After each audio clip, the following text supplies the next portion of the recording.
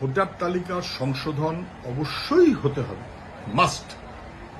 পশ্চিমবাংলায় ভোটার তালিকায় অ্যাভারেজে 20-25 জন মৃত মানুষের নাম, অ্যাভারেজে এরকম 15, 20, 25, 30 এমন মানুষ যাকে কেউ চেনে না, ভুতুরে ভোট এবং জেনুইন ভোটারের নাম নেই। এক একটা বুথে গড়পড়তা 40, 50, 60, 65 জন করে এরকমের তালগড় রয়েছে। তো কারেকশন তো করতেই হবে, সেই কারণে তো রিভিশন, সবাই তা মান্য করে।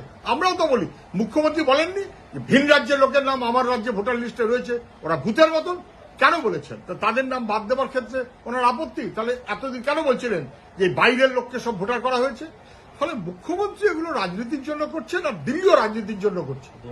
এটা কার্যত ভোটার লিস্ট সংশোধন করতে হয়। মুখ্যমন্ত্রী 2004-এ দারুণ সরব ছিলেন, তারপরেও দারুণ সরব ছিলেন। যখন বামপন্থীরা বা বাকিরা আমরা যখন ধরলাম যে সরকার তালগোল পাকিয়েছে, তখন মুখ্যমন্ত্রী একদম চুপ, ভেঙে বেড়ান, কিচ্ছু জানেন না। এখন উনি আবার না করে বেড়াচ্ছেন। আপত্তিটা কোথায়?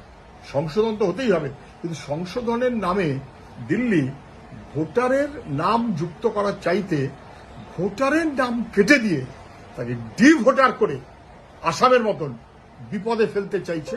আপত্তিটা সেই কারণেই, রাজনীতি করার জায়গা না, মানুষের ভোটের অধিকারকে নিশ্চিত করার জায়গা।